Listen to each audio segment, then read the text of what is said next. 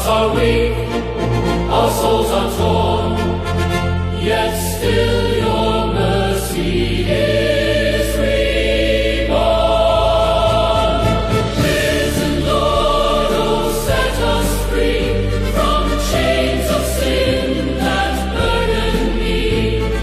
Lift our hearts, renew our way, lead us into Easter day.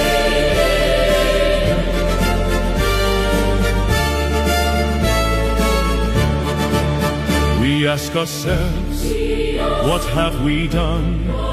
Ignored the love of God's own Son. In pride and fear we turned away, yet you restore us here today. Release our minds from stress and fear.